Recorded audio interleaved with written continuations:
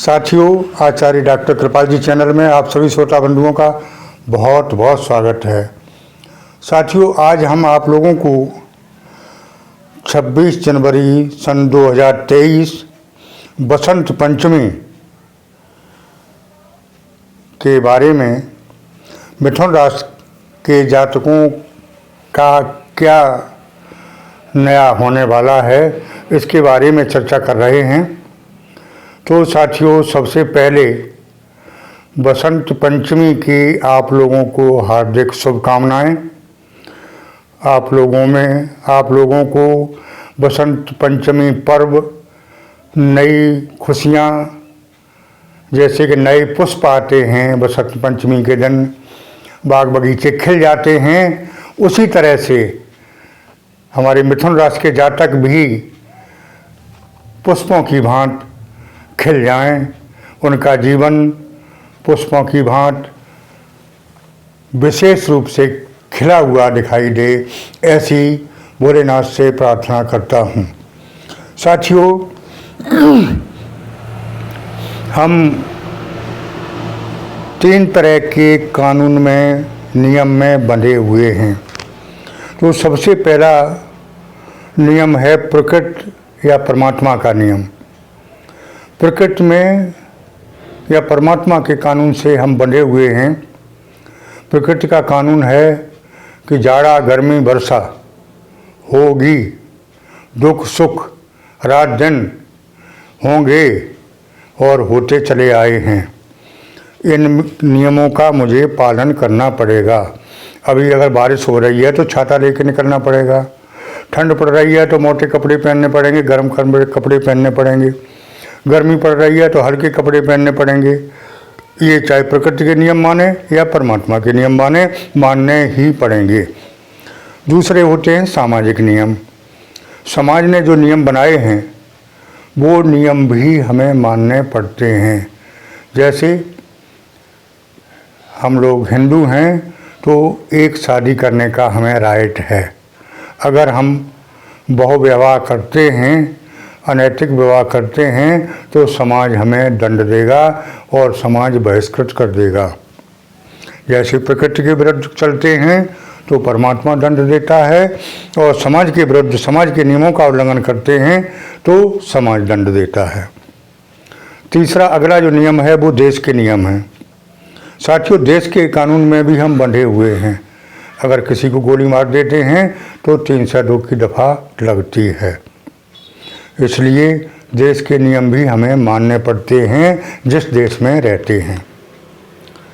साथियों, उसी तरह से जिस देश में हम रहते हैं उस देश के राष्ट्रीय पर्व होते हैं और सामाजिक पर्व भी होते हैं। साथियों, सौभाग्य की बात यह है कि इस दिन, जिस दिन की हम चर्चा करने वाले हैं, उस दिन दोनों पर्व हैं। 26 जनवरी 2023 को हमारा देश स्वतंत्र हुआ था,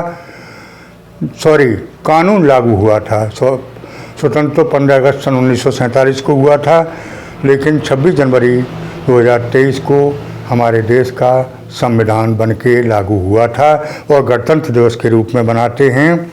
ये विशेष पर्व है, राष्ट्रीय पर्व। साथियों, इसी दिन बसंत पंचमी का भी, यानी सामाजिक पर्व भी उसी दिन है। कितनी खुशी की बात है कि देश का पर्व, राष्ट्रीय पर्व और सामाजिक पर्व एक ही दिन पड़े हुए हैं। साथियों, विशेष खुशी का समय है और हमारे मिथुन राशि के जातकों के लिए विशेष खुशी का मौका है। साथियों, भ्रम ये है कि बसंत पंचमी 25 तारीख को मनाई जाए या 26 तारीख को मनाई जाए। तो साथियों, पंचमी 25 तारीख को 12:34 पर शुरू होगी और 26 तारीख को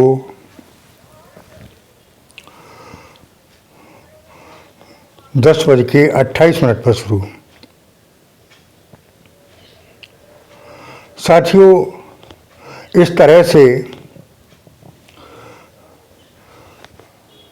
हम 26 तारीख को ये पर्व राष्ट्रीय पर्व के साथ मनाएंगे।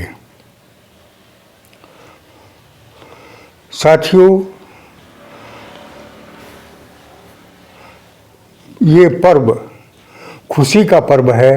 बसंत पंचमी को धरती माँ पुष्प खिलाती है और धरती पर पीले सरसों के फूल भी खिल जाते हैं।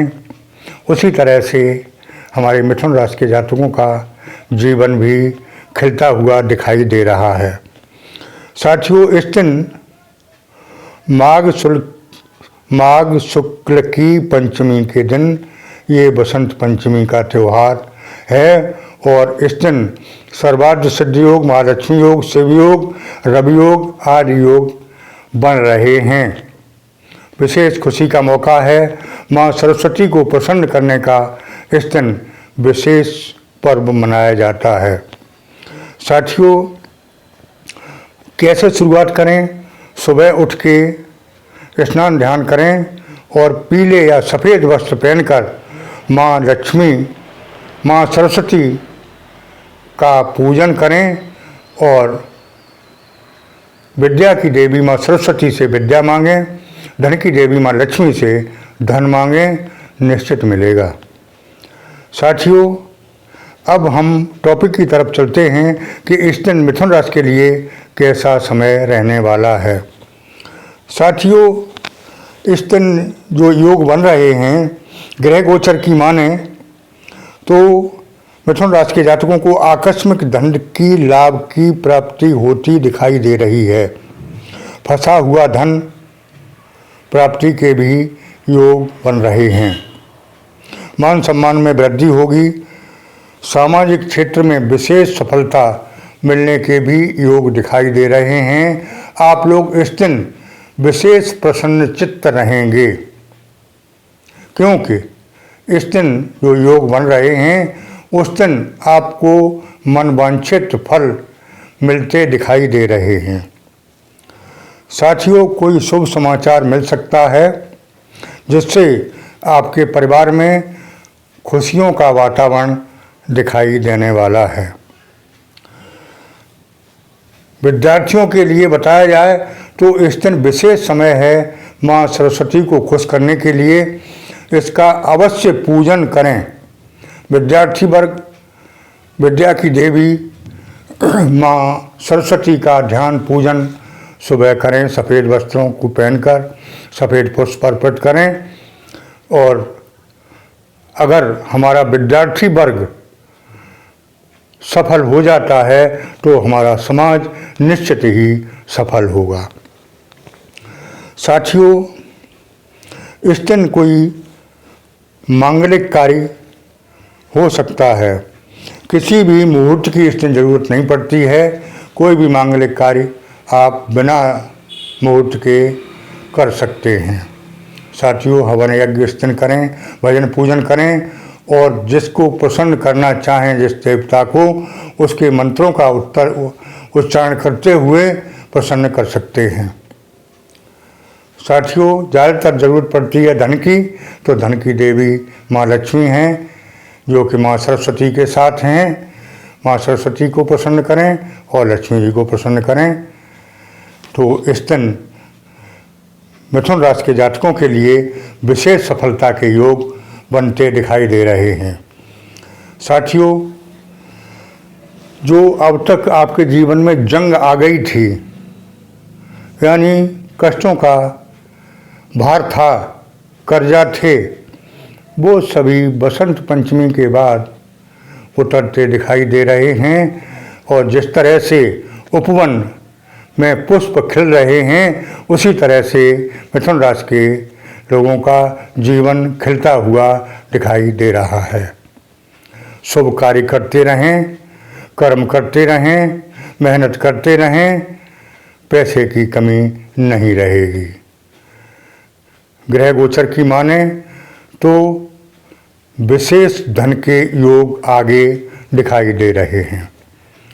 साथियों, जो लोग प्रेम प्यार में हैं, वास्तव में उनका भी अच्छा योग बनता दिखाई दे रहा है। जो प्रेमी जन एक दूसरे से विलग्न थे, एक दूसरे से विचार नहीं मिल रहे थे, बसंत पंचमी के खिले हुए पुष्पों की भांति आगे प्रेमी जीवन भी खिलता हुआ नज़र आ रहा है। इसमें कोई संदेह की बात नहीं है। बसंत पंचमी के दिन से लव लाइफ में बहार आती दिखाई दे रही है।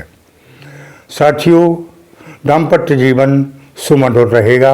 आप कहीं प्रेम का साथ या दाम्पत्य अपना पति पत्नी के साथ कहीं घूमने का भी योग बन रहा है, जा सकते हैं, अच्छा समय है।